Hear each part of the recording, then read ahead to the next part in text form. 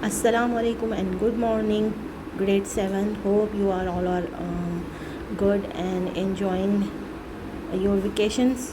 और वेकेशंस के अंदर थोड़ा सा होमवर्क और क्लास वर्क साथ साथ चलेगा, ठीक है। तो हमने अपना नया टॉपिक स्टार्ट किया था जिसका नाम था रिस्पिरेशन। अब हम उससे फ़र्दर जो है आगे जाएंगे। तो हमारी जो ELE के अंदर ये वाली साइड स्टार्ट होती है वो है रिस्पायरेटरी सिस्टम, ठीक है। हम पूरा रिस्पायरेशन हमने प्रोसेस पढ़ा था कि क्या होता है रिस्पायरेशन एंड ब्रीदिंग का। अब जो है हम पूरा सिस्टम पढ़ेंगे कि किस तरीके से different organ respiration and breathing का फेनोमेना करते हैं और एक पूरा सिस्टम क्रिएट करते हैं। तो ये डॉक्टर बेनकोस भी आपको इस वीडियो के अंदर यही समझा रहे हैं, ठीक है। आपने गौर से वीडियो देखनी है, ठीक है। फिर मैं वीडियो से रिलेटेड क्वेश्चन आपके होमवर्क असाइनमेंट में करूँगी। हम फर्दर यहाँ से रीड आउट करना स्टार्ट करते हैं, ठीक है। एक मैं एक्सप्लेन कर रही हूँ, आप लोग गौर से सुनेंगे। Let's read the story of an oxygen molecule to learn about the human respiratory system, ठीक है। हम एक ऑक्सीजन मॉलिक्यूल की स्टोरी को लर्न करेंगे कि उसकी क्या स्टोरी है कि जब वो ह्यूमन रिस्पायरेटरी सिस्टम में जाता है। हमको पता है जब हम अपने नॉस्ट्रल्स के ज़रिए से एयर को इंटर करते हैं तो ऑक्सीजन मॉलिक्यूल हमारी नोज़ के सुराख के ज़रिए से, जिनको हम नॉस्ट्रल्स कहते हैं, अंदर चले जाते हैं।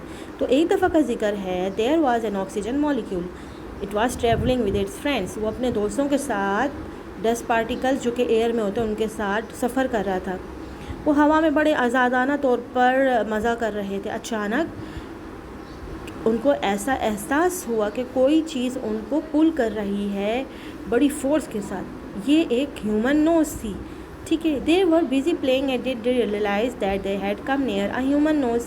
वो खेलने में इतने बिजी हो गए थे कि उनको पता ही नहीं चला कि वो ह्यूमन नाक के करीब आ गए हैं।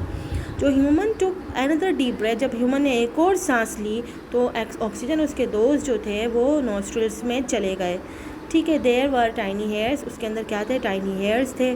Those hair trap dust particles, इन हेयर्स के दरमियान में जो ऑक्सीजन मॉलिक्यूल का डोज जो थे डस्ट पार्टिकल वो फंस गए। Oxygen molecule try to help his friend, उसने बड़ी कोशिश की कि वो अपने दोस्तों की मदद करे। He could only free 2 of the dust particle, सिर्फ 1-2 ही डस्ट पार्टिकल आज़ाद हुए और they left the nostrils and run away, और वो उन्होंने नॉस्ट्रल से रन अवे और भागने लगे। बाकी सब के सब अंदर ही फंस गए, ठीक है। देख रहे हैं आप ये picture. The human took another breath, जब ह्यूमन ने एक और सांस ली तो ऑक्सीजन मॉलिक्यूल जो है वो नोज़ के बिल्कुल अंदर चला गया स्लाइड करके। The slide was the wind pipe, slide क्या थी, विंड पाइप थी, या फिर आप ट्रैकिया कह लें ह्यूमन का, ठीक है, जहाँ से हवा का गुजर होता है। ये एक बहुत लंबी सी ट्यूब होती है जिसमें से गैसेस ट्रैवल करती हैं। Nothing else could travel through it, और इसमें से और कोई चीज़ ट्रैवल नहीं कर सकती। देख रहे हैं ये विंड पाइप, ठीक है, और ट्रैकिया, दो नाम है इसके, विंड पाइप या फिर trachea. Human choke when food enters the windpipe instead of oesophagus sometimes. अक्सर जब आप लोग खाने के दौरान बातें कर रहे होते हैं तो गलती से कोई खाने का ज़र्रा इस ट्रैकिया के अंदर आ जाता है। तो जब ट्रैकिया के अंदर कोई भी खाने के ज़र्रात आते हैं तो चोक स्टार्ट हो जाता है, यानी कि एकदम इंसान को खांसी आ जाती है। आप नोटिस किया होगा आपकी आंखों से आंसू आते हैं, आपको बुरी तरीके से खांसी लग जाती है। फिर आप लोग पानी पी के उसको कोशिश करते हैं कि किसी तरीके से वो सिचुएशन कंट्रोल में हो जाए। तो खाना जो जाना तो ईसोफेगस में जाना चाहिए था, लेकिन कहाँ चला गया, आपके विंड पाइप में। तो इस तरीके से आप इस तरह अगर आप कुछ लोग इसी तरीके से उनकी डेथ भी हो जाती है अगर चोकिंग बहुत रिलीज़ ना हो। तो इसीलिए कहा जाता है कि खाना खाते हुए बातें नहीं करनी चाहिए। At the bottom of the trachea, जब बिल्कुल ट्रैकिया के बॉटम के देखें, देयर वर 2 सेपरेट पाथ, 2 अलग अलग रास्ते हैं। देखें 2 अलग रास्ते हो रहे हैं ना पिक्चर के अंदर। Each path is called bronchus, और हर पाथ को आप क्या कह रहे हैं, ब्रोंकस कह रहे हैं। ये जो शाखें से आपको दर्द की शाखें से फील हो रही है, ये ब्रोंकस है, ठीक है। And together they are bronchi, और अगर आप बोलें कि एक साथ बोलें तो ब्रोंकाई है, यानी कि 2 ब्रोंकस मिलकर एक ब्रोंकाई बनाएंगे, ठीक है। तो ये हाफ ऑफ पोर्शन में डिवाइड हो गए। अच्छा, 1 ब्रोंकस जो है वो राइट लंग में ले जाएगा आपको, और दूसरा जो है लेफ़्ट लंग में ले जाएगा, ठीक है। ये राइट लंग है और ये लेफ़्ट लंग है। The oxygen molecule got confuse, अब ऑक्सीजन मॉलिक्यूल कन्फ्यूज़ हो गया कि वो राइट में जाए कि लेफ़्ट में जाए। So it choose the right one, तो उसने कौन से चला गया, सीधे वाले ब्रोंकाई में चला गया। देख रहे हैं पिक्चर, जहाँ ऑक्सीजन चला गया वो कलर ब्लू हो गया है। Bronchus was a short path, अब ब्रोंकस एक छोटा सा रास्ता था और वो क्विकली ही ख़त्म हो गया और वो कहाँ चला गया, लंग्स में चला गया। When the bronchus molecule was about to enter the lung it met some carbon dioxide molecule they were living.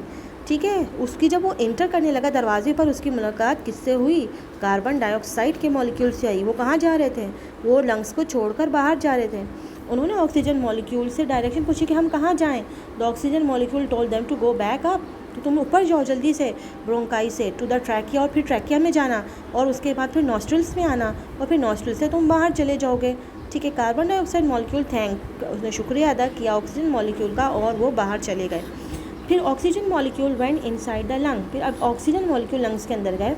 Inside the lungs the bronchus separated into branches called bronchioles. ठीक है, हमने पहले देखा था ना इस पिक्चर के अंदर, ये और छोटी छोटी शाखों में ब्रोंकस डिवाइडेड हो गए, इनको हम क्या कहते हैं, ब्रोंकियोल्स। ठीक है, उसके बाद at the end of the each bronchiole के एंड में देखें ये एक ब्रोंकियोल है। ठीक है, और उस ब्रोंकियोल के बिल्कुल एंड के अंदर छोटे छोटे पाउचेस हैं, गोल गोल से नज़र आ रहे हैं आपको, बिल्कुल अंगूर के दानों की तरह। देवर सैक ऑफ एयर कार्लन और एल्व्यूलस, ये सेट ऑफ वो है और इसको एल्व्यूलस कहते हैं। Together they are called alveoli, और इन सबको मिला के हम क्या कहते हैं, एल्व्यूलाई कहते हैं। एक एल्व्यूलस है जिस तरह ब्रोंकस था, और बहुत सारे मिलकर एल्व्यूलाई बनाते हैं। ठीक है, एज दे आर मैनी, क्योंकि ये बहुत ज़्यादा होते हैं। ठीक है, अभी देखिए इस वाली पिक्चर में यहाँ पर इस एल्व्यूलस लिखा हुआ है और इसको बड़ा करके आपको दिखाया गया है। ठीक है, in the alveoli there is a continuous exchange. यहाँ पर क्या हो रही है, तबादला हो रहा है। किस चीज़ का तबादला हो रहा है, ऑक्सीजन और कार्बन डाइऑक्साइड का। जो रेड वाली चीज़ है वो कार्बन डाइऑक्साइड है, जो ब्लू वाली आपको लाइनें नज़र आ रही हैं वो ऑक्सीजन है। यानी वो ब्लड जिसके अंदर ऑक्सीजन जज्ब हो गई वो रेड हो जाएगा, और जिसमें ऑक्सीजन मिक्स नहीं हुई वो उसमें कार्बन डाइऑक्साइड है, वो ब्लू रहेगी। Oxygen molecule carbon dioxide molecule inter हो रहा है और कार्बन डाइऑक्साइड बाहर जा रही है। Now the oxygen molecule become curious, अब ऑक्सीजन मॉलिक्यूल बहुत क्यूरियस हो गया। इट गॉट इनटू एन ओव्यूलस, वो ओव्यूलस के अंदर इंटर हुआ। जो कैपिलरीज थी, हमने पढ़ा था ना ब्लड की जो बिल्कुल बारीक लाइंस होती हैं या शरियानें होती हैं, जो कि जिसमें एक वक्त में सिर्फ एक ही सेल ट्रांसफ़र होता है, उनको कैपिलरीज कहते हैं।